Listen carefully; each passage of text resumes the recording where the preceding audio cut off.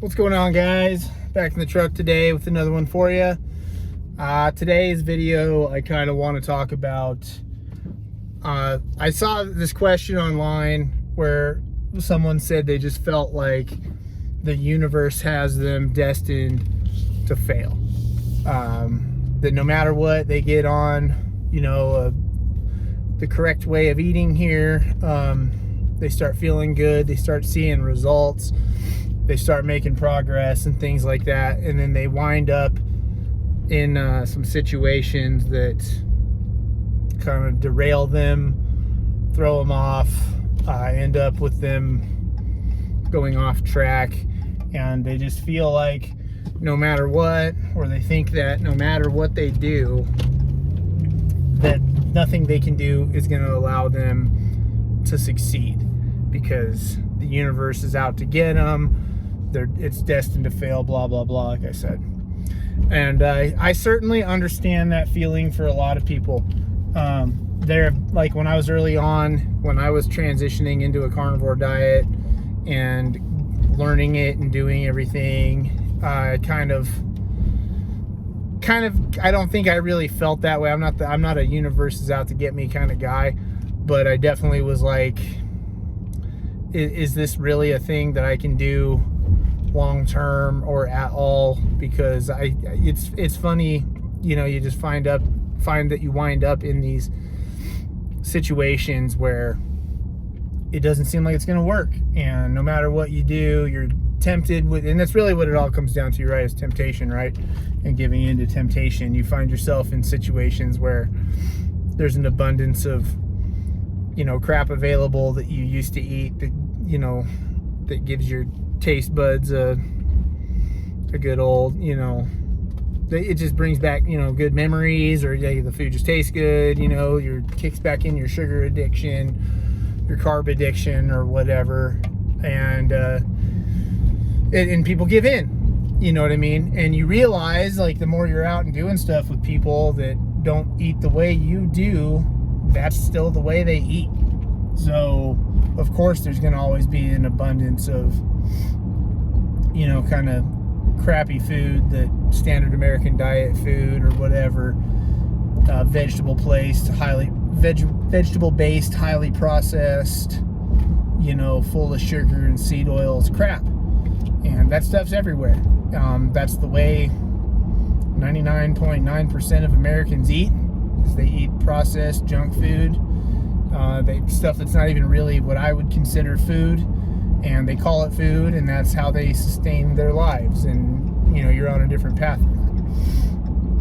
But I don't really think it's the universe being against you. I just think it comes down to a question of willpower, and are you able to say no, to face the criticism, take the heat that people are going to give you for not going down and eating at their level, as you're trying to improve your life and do better and make these changes and get a new body type, and take your fitness back and be healthy again, not feel pain, not feel sick all the time, not feel all these like ailments and stuff.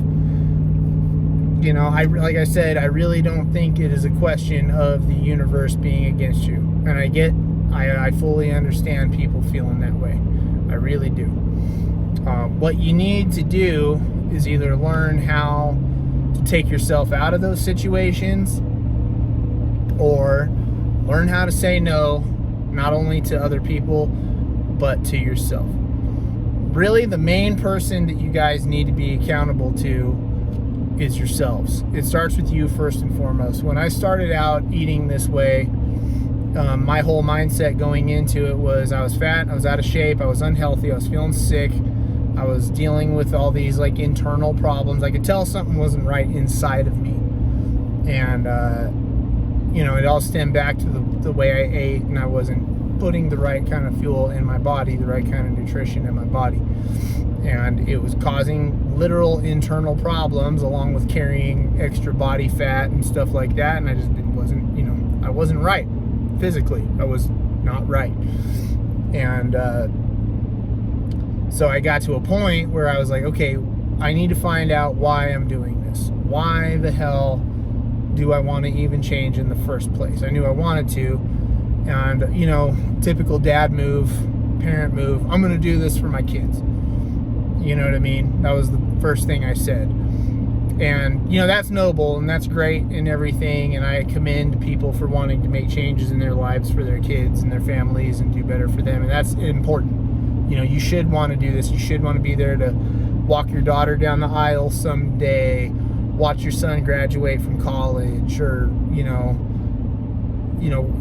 help with your grandkids and take them on vacations and do awesome stuff like that.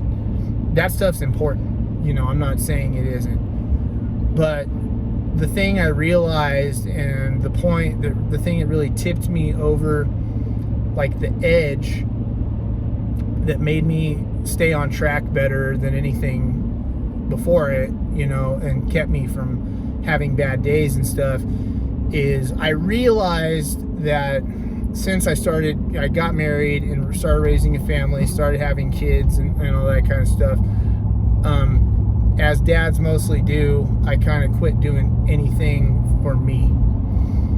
I never put myself in a position where I was like, I'm doing this for me, I'm the priority here. I never prioritized myself. And this is really the first time that I sat down and thought, you know, I should really do this first and foremost for myself. You know, I deserve to be happy. I deserve to be healthy. I deserve to live a fulfilling life. I deserve all these things. I deserve everything awesome that every person on the planet deserves. Everybody deserves health and fulfillment and prosperity and everything like that. So when I had to sit and I had to have this conversation with myself, and I literally, that's one thing I do, is talk to myself. Literally, we'll turn the music off in the car, turn everything off, and it sounds crazy, whatever. I literally sit and I will have conversations with myself. I'm probably the only guy that you'll ever find who will admit that he'll sit and he'll talk to himself and he'll hold himself accountable and say, you're doing this, you're screwing this up, you're doing this wrong, and you need to make some changes in your life and things like that. So I sat down, I went on a long drive, and I told myself, you've got to get back on track. You know, you've got to get your life, you've got to do it for you. You've got to turn this thing around. If you want to live to a certain age and, you know, live a certain way and all this kind of stuff, you've got to do it for yourself. You can't do it for anybody else. You know, everybody else is most everybody else is going to look out for number one. You've got to look out for number one too, and that's going to make you better for the other people in your life. So I had to have that conversation with myself, and I had to be honest that I was disappointed in myself, that I wasn't happy with the person I was becoming, and that I looked around and I saw other men, and you know what, man? They're better than me right now. You know what I mean? I look at other guys and like, would that dude do better than me at pretty much everything? You know what I mean? And maybe that's, you know, tapping into the competitive nature in yourself. Maybe you can call that healthy. Maybe you call it unhealthy. I don't know. But it was a way for me to frame that, you know what? I'm not doing the best I can. Or, you know, I know how good I can be because I know the type of person I am, and I know that I can be better than, in my opinion, you know, 99.9999% of the people in the world. And I think all men should feel this way. Whether it's true or not, you know, I think that's definitely an attitude that we all should have, that we all can strive to be better than, you know, the vast majority of the population, right? Whether that's true or not, you know, and better is a subjective word, you know what I mean? Like, we're all better than each other at certain things and everything. But I just was not tapping into my true potential. And I think most guys aren't. And I think that was the turning point where I was like, how disappointed I should be in myself that I'm not living up to at least trying to live up to my full potential. I don't think anybody really ever fully lives up to their true potential. You know, we're capable of a lot more than most humans actually sit and think they are. but at least I could get to a point where I could try. And I knew that it started with my health. That's where it began. If I wanted to get myself to a point where I could really make life-changing decisions and do things and take myself out of the norm, you know, not have a 9-to-5 anymore, start my own business and things like that, and do the things I've always dreamed of doing, but just thought it was out of reach. I'm just, you know, destined to be a normal guy, work the 9-to-5 for till he's now, but 80 years old probably now for my generation, retire and die. You know, that's not enough for me anymore. You know, there was a time in my life where I resigned myself to the fact that that's probably how I was going to live my life. And I sat down in that same conversation and I said, it's bullshit. You shouldn't have to settle for what everybody else is willing to settle for. You should want to always be building and achieve more. But it all started with my damn health. You know, I've got to get my fucking weight under control. I got to get my eating habits right. I got to fix these internal injuries or these internal health issues that are holding me back. I've got to heal these injuries that I have been letting hang over my head for years and years and have been making, you know, excuses for them for as long as I can remember since I've had them, and fix all this shit and get myself to a point where I'm the most optimized version of myself that I can be at that moment, and I'm always trying to get better and better and escalate and do more and more and more. And so it all, like I said, that all starts through health, and that makes it easier when you get in these situations where you think, okay, the universe is working against me. Every time I go out, someone's got some new thing they're eating, or there's this new thing. Like, I used to be an avid craft beer drinker. It was like almost people associated that with me. That was a part of my identity, and it blows people away. I don't even drink anymore. You know what I mean? Like, it's not an important part of my life. And I had to sit, and and it takes self-control, and it takes discipline, and it's not easy. It's simple. I always say this about this way of eating and this carnivore diet, especially in the beginning stages, man, it's simple as shit. It is. I didn't think like coaching people on this would be a thing, because it's so simple and it sounds like it's the most common sense thing in the world. You sit down, you just eat animal foods, and you know, that's it. If you just eat animal products, you know, meat, basically intuitively, you will lose weight, you will fix your health problems, you will feel better, blah, blah, blah, blah, blah. I learned that over the span of 4 years. And it's simple. It is as simple as that. But what I realized is it is not easy. Simple and easy are not the same thing. And that's where people run into problems. Holding themselves accountable, being accountable to other people, feeling like the universe is against them, you know, feeling how hard it is and everything. And that's where people need that extra help. And that's why I do what I do. So if you feel like the universe is against you, it's not. You know what I mean? It is not. It is just a matter of willpower. It is a matter of self-discipline. Yeah, you are going to find yourself in situations all the time where people are going to try and tempt you. They're going to try to shame. I have been shamed into trying to eat crappy-assed foods by people that care about and that I think care about me. You know, they've been societally, you know, programmed to think that this diet's bad and I'm going to die of high cholesterol and all this shit, even though I'm, you know, now 100 pounds less than they are in some cases.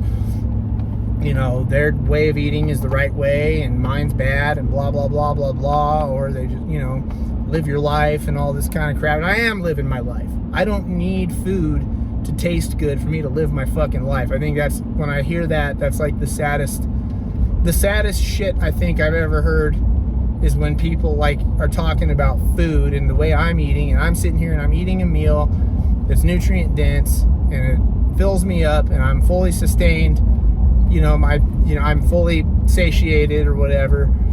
And they're like, God, man, live your life. I'm like, I am living my damn life, dude. I'm enjoying every minute of it because I don't feel like shit all the time. I don't need sugar and seed oils and carbs and all this crap to make me live my life. That's not living my life. Like, if I have to go back to what I'm putting in my fucking mouth to to live my life, that's sad and it's ridiculous.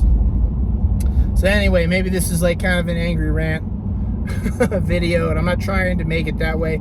I just wanted to get you guys past the point where you're making, excuses, and I'm not trying to be hard on anybody or anything like that. I'm just saying, get to a point where you can hold yourself accountable in tough situations, and you can say, you know what, everybody around me is eating that cake and having the bread and dousing their stuff in all these like sauces made of soybean oil or canola oil and all this crap, and I'm gonna be better than that, and I'm gonna sit and I'm gonna enjoy my steak, I'm gonna enjoy my ground beef patty, I'm gonna enjoy my chicken or whatever it is you're sitting down to eat.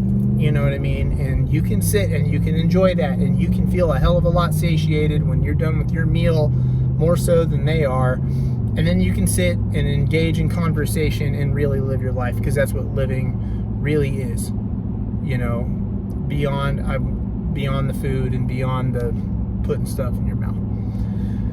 So don't let the universe drag you down. That's what I'm going to leave you with today.